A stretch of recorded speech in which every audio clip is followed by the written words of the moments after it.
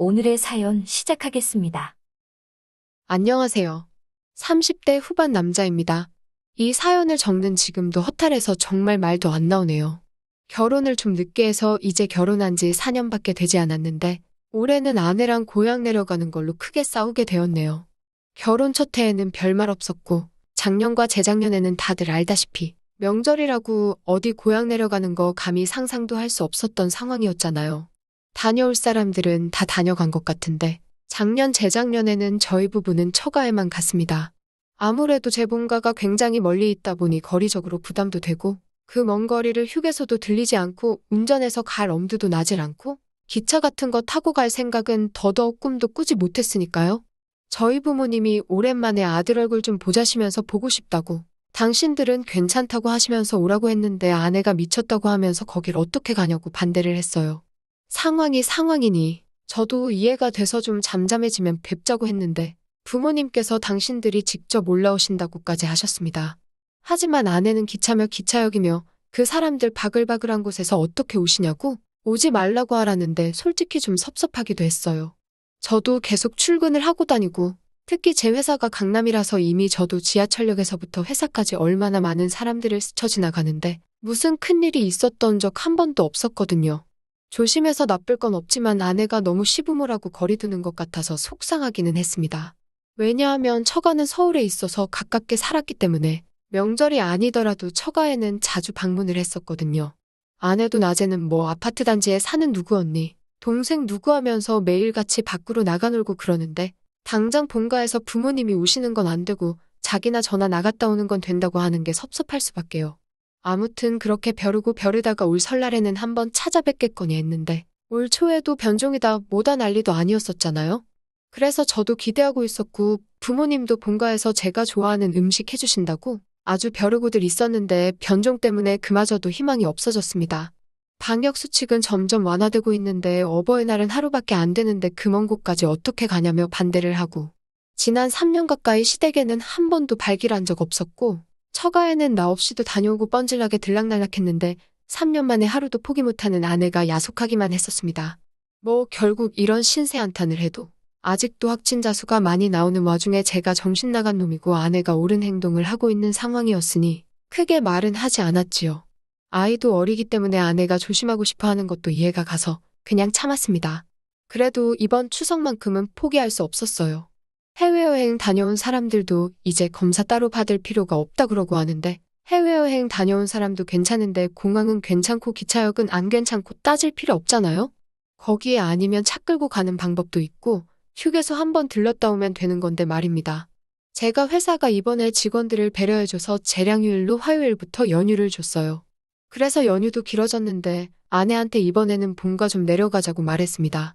아내는 전업주부다 보니 딱히 출근하는 것도 아닌데 온 얼굴 표정부터 썩어버리더군요. 자기가 거길 왜 가냐입니다. 결혼하고 나서 2번 다녀온 게 전부고 자그만치 3년이라고 3년 동안 한 번도 안 찾아뵌 건데 그거면 됐지. 한 번 가는 게 그렇게 어렵냐고 저도 큰 소리를 치게 되었어요. 그동안 아내가 가기 싫었던 게 안전 문제가 아니라 그냥 가기 싫어서 그랬다는 거나 마찬가지인 상황이 돼버린 거잖아요. 제가 그렇게 언성을 높이고 있는데도 아내는 기어이 갈 거면 네 혼자 가라고 소리를 치더이다. 그렇게 가고 싶으면 저 혼자서 가라나요. 그러면서 뭐 아파트 단지에서 새로 사귄 친구들인지 몇 초 사는 누구네는 연휴에 시부모 보러 가는 게 아니라 해외여행을 간다더라. 몇 초에 사는 누구 언니는 해외까지는 아니어도 제주도에 펜션을 잡아가지고 거기서 연휴 기간 내내 부부끼리 오붓하게 푹 쉬고 온다더라 하면서 저보고는 어디 강원도나 가평 같은 데 가는 것도 어렵냐면서 고작 데려간다는 곳이 시댁이냐고 하면서 같이 다니는 사람들 보기 부끄러워서 어디 살겠냐고 하면서 입에 아주 개거품을 물면서 그러더라고요. 저도 확 열이 받으니까 어떻게 참을 수가 없어서 집에 더 있다간 정말 무슨 일이 날 것 같아 그냥 그 길로 집 밖으로 나왔습니다. 우연찮게 주머니에 차키도 있고 지갑도 있고 핸드폰까지 다 가지고 있겠다. 뭘 꼭 아내랑 같이 가야겠냐는 생각도 들고 아내 말 맞다 나 저러고 있는 거 데려가서 얼마나 좋은 꼴 보겠나 싶고 싸우는 걸로 끝나면 다행이겠지 싶어서 차 안에서 화를 삭히고 있다가 그냥 그 길로 차를 출발시켜 고향으로 내려왔습니다. 다행히 목요일까지 출근해야 하는 다른 사람들에 비해 저희 회사는 화요일부터 쉬는 날이다 보니 가는데 시간이 많이 걸리지는 않았어요. 차도 덜 막히고 혼자 뻥 뚫린 고속도로를 질주하고 있으니 차올라 있던 화도 점점 식어버리고 아내 두고 혼자서 떠나버린 귀성길이 오히려 마음이 편안하기까지 하니 차라리 잘한 결정이구나 하는 생각마저 들었습니다. 웃긴 건 고향까지 운전하며 내려간 5시간 동안 아내한테서는 미안하다는 말도 어디냐는 말도 제 걱정조차도 단 한마디의 연락도 오지 않았습니다. 그쯤 되니 아내도 될 대로 되라 하는 심정이었어요. 오죽 마음이 편안했으면 평소라면 화장실 한번 들렀다 가도 이상할 게 없었을 텐데 화장실 생각도 나지 않아서 휴게소도 그냥 지나쳐서 논스톱으로 고향집에 도착하게 되었습니다. 한동안 얼굴 보기 힘들었던 첫째가 말도 없이 고향집에 내려오니 부모님도 많이 놀라시더라고요. 괜히 싸우고 왔다 해봐야 내 얼굴에 침 뱉기나 마찬가지다 보니 그냥 저 혼자 놀래켜주려고 먼저 차 끌고 왔다고 했습니다.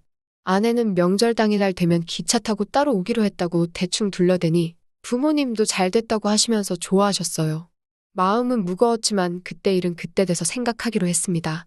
그런데 막상 부모님 댁에 오니 할 것도 없더라고요. 제 형제들도 아직 명절 연휴가 아니다 보니 오려면 며칠은 더 있어야 하고 부모님도 막상 제 얼굴을 보니 좋았지만 안부 묻는 거야 한두 시간이면 다 끝날 일이고 저녁 식사 먹고 나니 부모님은 원래부터 일찍 주무시고 새벽잠이 없으신 분들이다 보니 피곤하다고 주무시러 들어가셨고요. 저도 딱히 할 게 없으니 잠이나 일찍 자야겠다 싶어서 자리에 누웠는데 막상 자리에 누우니 운전하면서 쌓였던 피로도 안 느껴지고 집 나온 지도 이제 12시간이 넘어가는데 연락 한 번 없는 아내 생각을 하니 우라가 치밀어 오르기 시작하니 오던 잠도 달아나서 오지 않더라고요. 그래서 안 되겠다 싶어서 밤 산책이나 하다 보면 잠이 오지 않을까 싶어서 무작정 밖으로 나갔습니다. 대학 졸업 후 취직 준비하는 동안은 다시 고향집에 내려와서 지냈었는데 벌써 취직한 지도 10년이 다 되어가는데 이 시골 동네는 바뀐 게 거의 없더라고요. 그냥 동네 슈퍼 자리에는 편의점이 들어선 정도 말고는 보도블럭 정비도 안 하는지 괜히 10년 전 그때와 똑같아 보였습니다. 자주 가던 술집도 간판이 더 허름해졌을 뿐 변한 게 없더라고요. 그러다 문득 옛날 생각이 나더라고요. 그 술집 앞을 지나니 맨날 시켜 먹던 두부김치에 소주가 다 생각이 났습니다. 그때는 돈이 없어서 비싼 건 못 시키고 그거 하나 시켜다가 소주만 대병씩 마시고는 했고 그 당시에는 내가 성공해서 돈 많이 벌어서 두부김치 같은 건 2번 다시 안주로 시켜 먹지 않겠다 다짐을 했었는데 문득 오랜만에 그 술집 앞을 지나니까 옛날 향수에 취한 건지 아니면 지금의 매정한 마누라를 만나기 전이었던 그 시절이 그리워진 건지 아무튼 그냥 지나칠 수 없더라고요. 그렇게 가게 안에 들어갔습니다. 살짝 늦여름의 습도와 기름에 찌든 냄새는 그대로더군요. 후줄근한 인테리어도 가게 벽에 대충 붙어있는 메뉴판도 그대로였습니다. 달라진 게 있다면 메뉴판 앞에 맨 앞자리 숫자만 스티커로 바꿔놓은 물가 상승의 흔적뿐이라고 할 수 있겠네요. 가게 안을 들어서자 일하는 직원이 저를 반겨줬습니다. 제가 항상 앉았던 창가 자리에 앉았지요. 이 자리는 에어컨이 항상 잘 들어오는 꿀 같은 자리였거든요. 평소 먹던 대로 두부김치 하나를 주문하고 소주 한 병을 주문했습니다. 아직 연휴 시작 전이라 그런지 그래도 손님이 꽤 많은 상황이었습니다.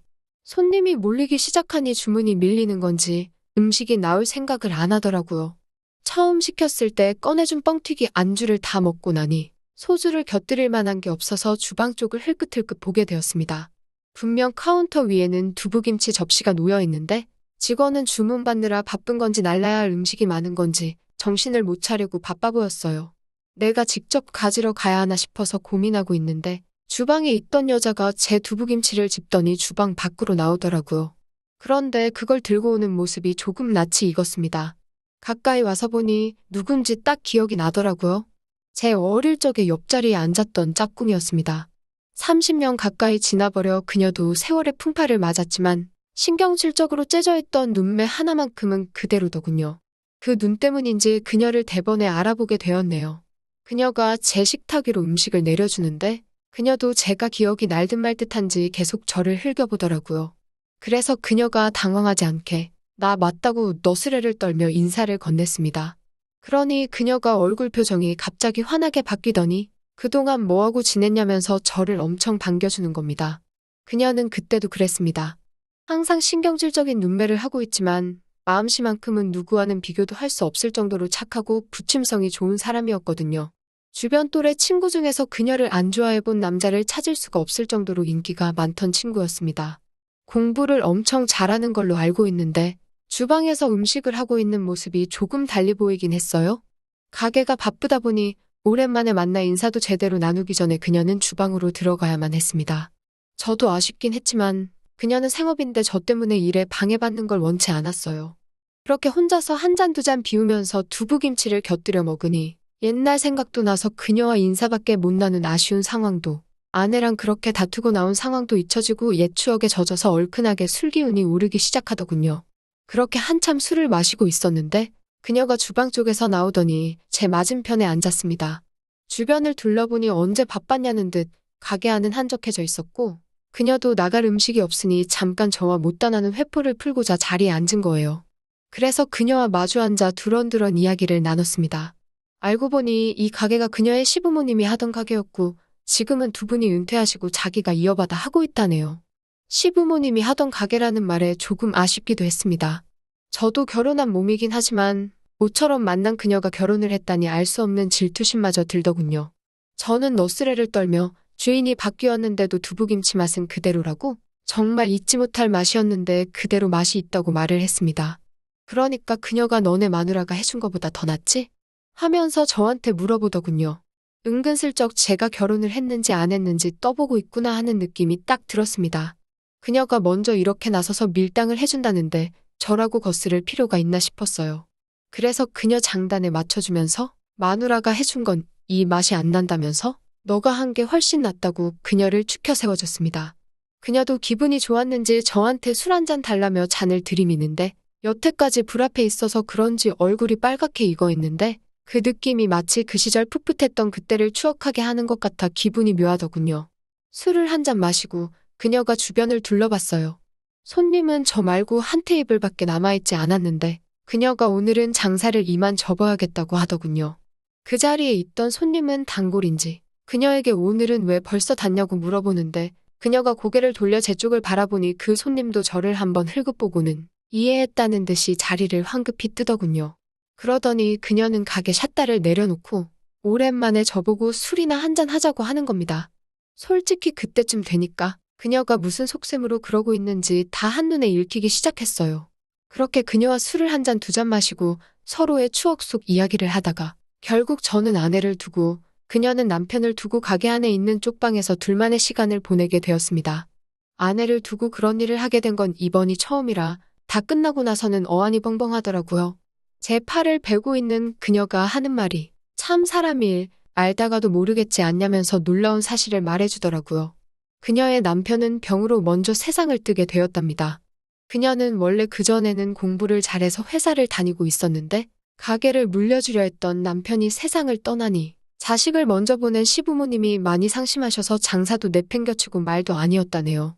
그걸 보다 못한 그녀가 과부가 되었다고 해도 남편과의 의리를 지켜서 다니던 회사를 그만두고 시부모님으로부터 가게를 물려받게 되었고 시부모님도 자기한테 음식을 다 가르쳐주고 난 뒤에는 세상에 미련이 없어지셨는지 거짓말처럼 아들을 따라 가셨다고 하네요.